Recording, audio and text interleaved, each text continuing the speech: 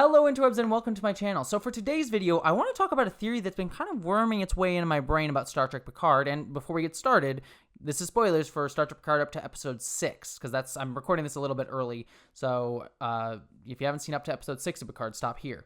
But the theory that I've had kind of worming my way in my brain is Rios a hologram on Star Trek Picard? Rios, the captain of the La Sirena. And I just want to kind of just rant about it for a little bit, because I just keep thinking about how much I really, really like this theory, even though my roommate, he and I watched Star Trek Picard together, he doesn't think it's real. But I'm going to lay out my case for you all here, whether Rios is a hologram or not. And I know other people have talked about this, not just me, but here's my thoughts on it. So, clearly we know that Rios is a character who has some sort of dark past. He feels like he failed a captain in Starfleet. He was clearly part of Starfleet at some point, as Picard points out, and he definitely feels regret at something that happened with a top secret mission and the fact that he failed his captain in some way. We get probably the hint that his captain died. But we don't know much more beyond that. The only other hint of his history that we know is that he has been friends with Raffi for a significant amount of time, that those two feel like they can connect with each other. And so my theory basically goes like this, that Rios is a hologram, and that he is actually a hologram that looks like the captain that he failed. He is specifically a emergency command hologram, and that the captain that he failed, that he sort of mentioned in passing, is he was brought on and activated to help his captain in some moment of crisis on his ship, and that captain died, and so the emergency command hologram, and he looked like his captain, sort of took on his facade and tried to continue on in honor of his captain's life, but still feels a sense of failure at failing his core programming of being a good command hologram. Some of the specifics of that may change, but that's sort of my guess on where his story would go. Now, one of the few reasons that I'm sort of guessing that he is a hologram is, number one, there's obviously a lot of holograms on Rios' ship, and each version of the hologram looks like Rios. So it wouldn't be too much of a stretch to think that Rios himself is also a hologram. If all the other holograms also look like Rios, why couldn't he also be one? And the show also makes a point to say that the entire ship is outfitted with holographic emitters.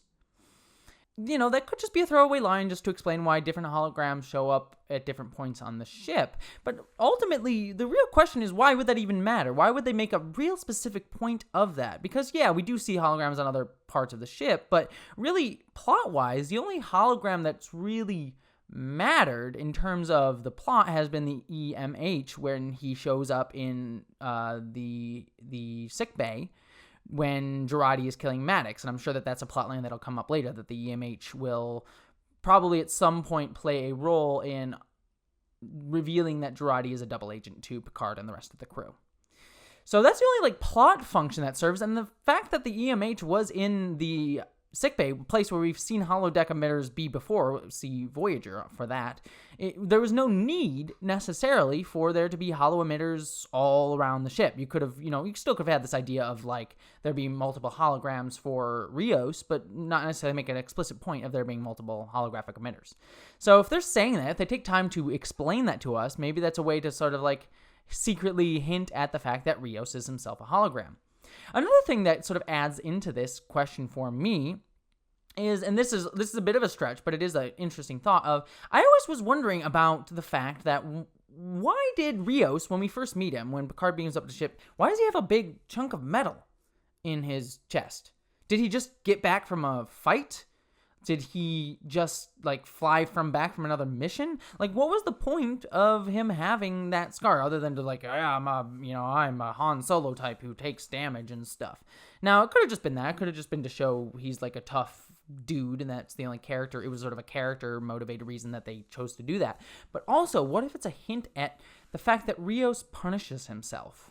That those scars that he has on his body, and the scar and the damage that the shrapnel in his shoulder that he has, is actually the same damage that the captain that he failed has, that he sort of relives that moment, that trauma, by hurting himself, or fake hurting himself in that way.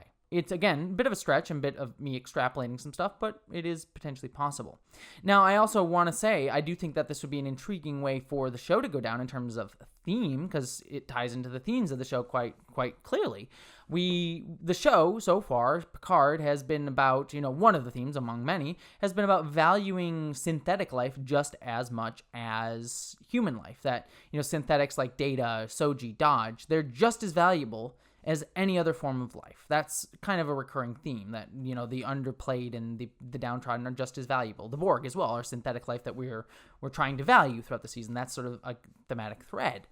And one of the species or the groups of people, one of the synthetic life forms that we've seen argued in this way before on Star Trek is holograms. We saw it in TNG with